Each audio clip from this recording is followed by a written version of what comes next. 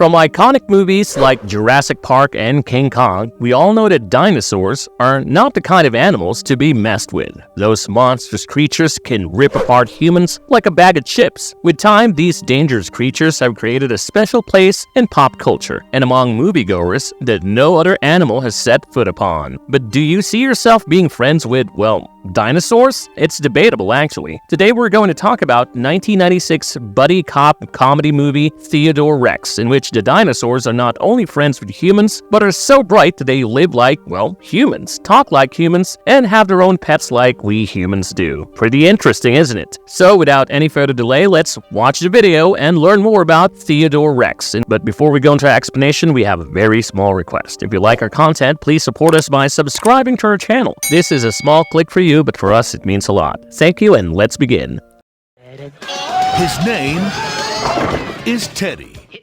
A mysterious death. The movie starts with a narration that explains billionaire Elazar Kane's master plan. He plans to launch his missile, New Eden, in just one day, starting a new ice age. He wants to repopulate the Earth with all the animals to create a paradise, but two of his former employees are about to leak his master plans to the local police officers. We get to see a near-distant future where a T-Rex named Teddy wakes up from a bad dream where he witnesses the death of a dinosaur. He quickly entered his office and asked the lady if anything terrible had happened that day because he felt bad about it. But the woman dismisses his question by saying a public relation gay has nothing to do with this murder. It's evident from the beginning that shortly humans will coexist with intelligent animals like Teddy, who, even though is an animal, owns his own apartment, can talk, has fancy gadgets and a car, and owns a pet dog. Well, good for him, right? Teddy gets ready for office, takes a cold shower, puts on his canvas, and dreams of becoming a detective. Teddy is definitely a dreamer. While Teddy leaves for the office, we meet Katie Coltrane, Whoopi Goldberg, in her not-so-award-winning performance as a detective. She is on a mission to catch some criminals with her colleagues, but they are unsuccessful in seeing them. This movie actually put Whoopi Goldberg in a $20 million lawsuit because she allegedly backed off from starring in this movie. But in the end, she took home a $7 million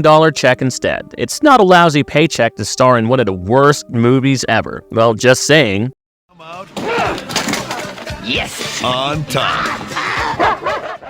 Detective T-Rex. Then we see Teddy's dream was not at all a mere dream because a dinosaur was killed in a park that night. Teddy barges into a dinner hosted by none other than the billionaire Elazar Kane, looking for Police Commissioner Lynch to give him an opportunity to become a detective in the department. Lynch initially denies his request, but later, with the advice of his friend Alaric, he appoints Teddy as the new detective. Katie and Teddy now have to solve the homicide, or according to Teddy, the dinocide, together. Confused, Katie is reluctant to work with a dinosaur as a colleague, but she can only accept the command. They both drive to the Museum of Natural History to find more clues about the death. While looking for clues, Teddy finds out that the dead dinosaur's girlfriend sings at a prehistoric nightclub called Extinct Species Club, so they go there to meet her. When Teddy meets the singer, it's evident that he's clearly in love with her. On the way home, Teddy gets attacked by some of Kane's minions called Zapheads, who weirdly resemble the War Boys from Mad Max. Teddy asks Katie, but before she can help him, they had already damaged Teddy's car. Katie helped Teddy get a new police vehicle by taking him to the headquarters, where they met Commissioner Lynch, who now thinks Teddy might not deserve to be a detective at all. Funny, cause he was the one who appointed him a night before to assist Katie on the case, but Katie definitely needs Teddy and tells Lynch that they will solve the case anyhow. Teddy wants to blend in, so he visits the Department of Clothes for a costume change, followed by silly jokes where the lady in charge of costumes literally tells him to go to the zoo if he wants to blend in. It's sort of wacky. Then after several costume changes, he chooses an orange sweatshirt and jeans. Now that's a total mess because if he wanted to blend in, he could have opted for black monochrome leather outfits like other officers.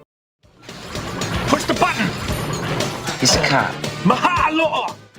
Probing the clues. After that, Teddy and Katie get into Kane's zoo, where he keeps cloned animals like tigers, lions, and elephants. On the way to Ken's office, Teddy explains to Katie that he was in fact cloned here. In his office, Ken tells them about an ice fish that can help freeze animals for years and bring them back to life whenever needed. But Katie tells him that they are here to investigate the murder of Oliver Rex, and she thinks of him as one of the suspects because the dinosaur worked for him at his zoo. Afterwards, they go to the funeral of Oliver Rex in a temple run by a religion developed by, well, dinosaurs. As if it was not already crazy enough, the writers came up with this shit. During the middle of the funeral, Cain appears on the stage and gives a speech to all his genetically engineered dinosaur children that it's his fault that Oliver is dead because he is responsible for their birth in the first place. This kind of gives away the hidden truth behind the entire movie, but we still have 30 minutes left, so we need to forget this happened. While Teddy's busy with his date with a singer from the bar, Molly, at his apartment, Katie comes to pick him up, and they go to the headquarters to gather some new information regarding the case. They found that a specially designed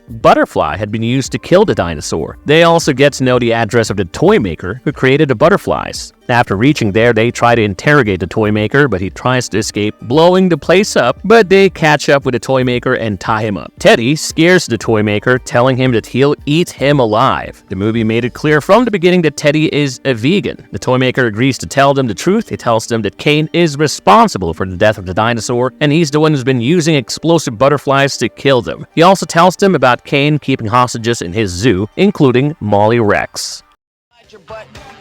Yeah, that's great. Like that? And introducing Noah's Ark. They fly to the zoo using a zap head and break into Cain's office, but his secret Monica kills the zap head who tries to prove his innocence and captures Katie. On her way to the cell, Katie frees herself from the zap heads and takes their gun. When Teddy wakes up from his concoction, Cain tells him about killing all the dinosaurs. Then he shows Teddy the missile he has been building all these years to destroy the world. He's been creating these genetically modified animals all these years to create a new ice age. He wants to be the new Noah and rewrite another mythology of his own. He thinks he's doing a good act by destroying the polluted world and creating a paradise full of animal kingdoms. Veronica takes Teddy to a chamber so they can freeze him, but Teddy puts her inside a chamber instead. Teddy tries to save Molly by opening her freezing chamber but fails miserably. But when his tail hits the lock, it breaks and Molly emerges safely. In the meantime, Katie kills other zap heads and reaches there safely. They are happy to see each other. After enduring all these dangerous circumstances, they hug each other happily, but Katie gets hit by a bullet fired by Cain.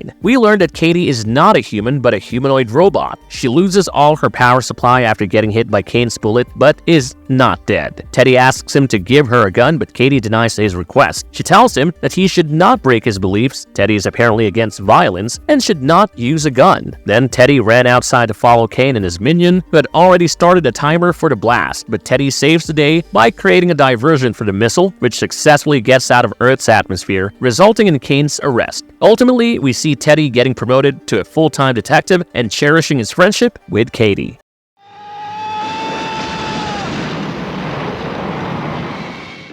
Marvelous verdict. You must have seen movies that are so bad that they eventually turn out to be good. Not because of their innovative stories or award-worthy performances, but because they are so bad that you start enjoying the movie for its silliness. In this movie, you begin to question how a studio agreed to spend $33 million on this project during its release. It was the costliest direct-to-video release, a time when Whoopi Goldberg was at the height of her career after her Academy Award for Best Actress in a Supporting Role in 1990's Ghost and Back-to-Back with Sister Act in 1992 and Sister Act 2 in 1993. She tried to back out of this movie, but the producers sued her for $20 million.